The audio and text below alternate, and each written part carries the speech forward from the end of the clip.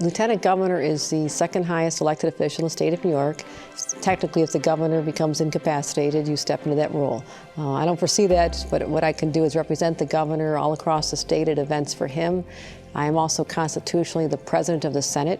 We have two legislatures. We have the Senate and the Assembly, so I preside over the Senate is one of my responsibilities. It's a title that can either be a lot of ribbon cutting, a lot of groundbreakings, or you can actually make it be something meaningful and really contribute to the betterment of people in New York, and that's the way I choose to foresee it. But I never thought I was going to be an elected official. First, I wanted to be an airline attendant. In middle school, there was a career day, and I wanted to be an FBI agent for a little while.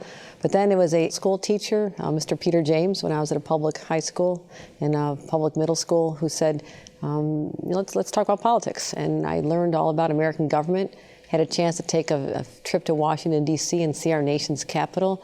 And I never dreamed of running myself, but I thought perhaps I could work there. Perhaps I could work for a senator someday or a congressman. And so in high school, I wasn't the smartest kid in the class, but I worked hard. And I had a job all through high school. I worked at a pizzeria and had a lot of long hours. I worked almost every day till about 11 o'clock, and I'd do my homework in between customers or on the way home. So it was a little tough, but growing up we didn't have a lot. We used to get our clothes at a used clothing store, and even then my parents always instilled in us a sense of responsibility to other people.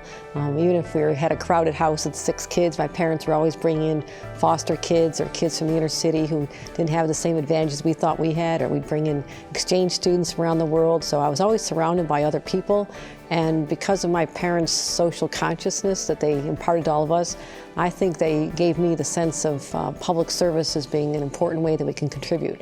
But I got the opportunity to go to Syracuse University and go to law school eventually, and went to school in Washington and had the chance to work there for other people. So it was a long path, but eventually I came back home with our family and I realized I should not just be a staffer anymore. I have a voice that should be heard. I started going to town board meetings.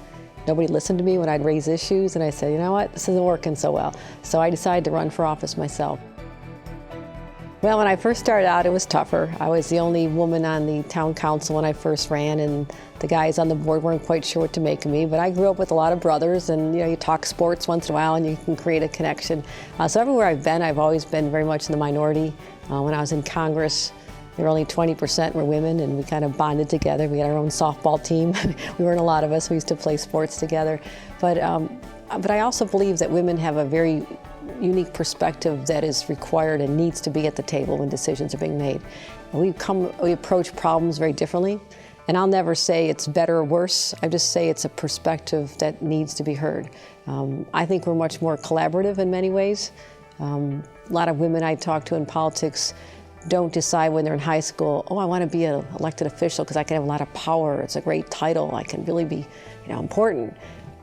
I haven't met a single woman in office who approached it from that point of view. It's usually an issue. For me, it was my small town was having some big box stores coming, and they're nervous about competition. I started going to meetings on their behalf, looking out for the small business owners. That's what drew me to running for office myself.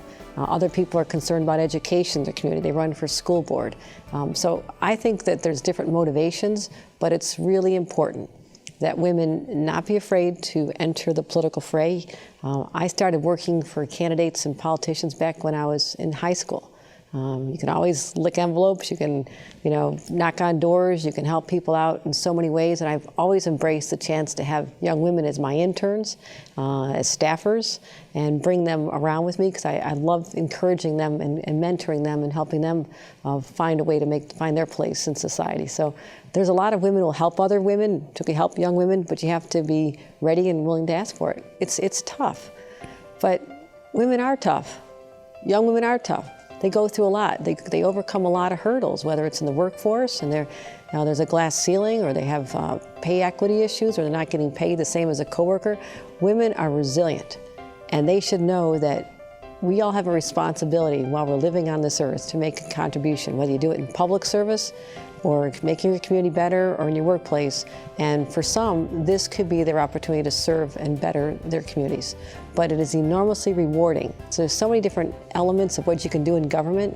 You can be a real problem solver, but you should approach it with compassion and a desire to help other people. It's that simple. My life is interesting, perhaps a lesson that you should always just be prepared, get the best education you can, have the best experiences, broaden your scope, but you can't make these up. I mean, these are opportunities that come your way and you either seize them or they pass you by. And once they're gone, they're gone. So I've always been more the type of person who seizes the opportunities.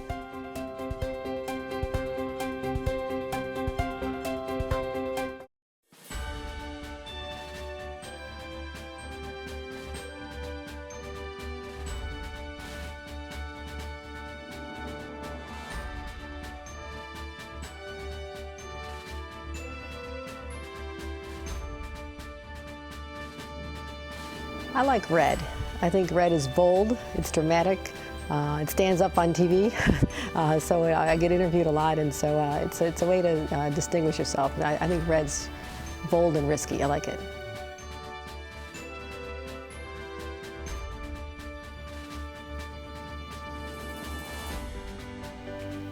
I love to travel. I've been in every corner of the state, from the North Country. I've been in Lake Placid. I'm heading up there again this weekend. I've been the far reaches of Long Island, Western New York, the Southern Tier, and I'm meeting people from all walks of life that I never would have been exposed to.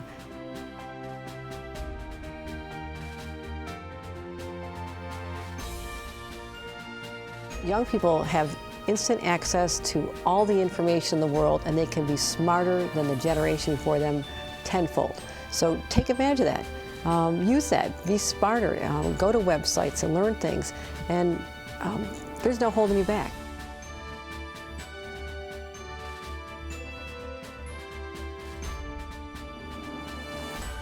It is a 4-year term, and I just was sworn in January 1st of 2015, so I'm at the very beginning of it. And yes, it is fun. It is intellectually stimulating. I'm always approaching problems from a different point of view. I'm working on many different areas, similar to Congress. When I was in Congress, we'd have to be voting on issues for farmers, we'd be voting on education issues, we'd talk about foreign affairs, all in the course of one afternoon. So you have to become an instant expert, which requires you to be up very late the night before, doing your briefing studies all the time, always studying. Even now, if I'm in a car ride for 6 hours, which I'll be doing on Sunday, and 4 hours yesterday, I've got my binder in front of me or my iPad, and I'm going to YouTube and I'm watching videos on issues and speeches. Sometimes I listen to TED Talks when I have a little bit of time. I just look up something on leadership or politics, and so I'm always trying to use my time wisely. I do spend a lot of time driving in the car around the state. But it is a lot of fun, and I consider public service to be a privilege, and I always will.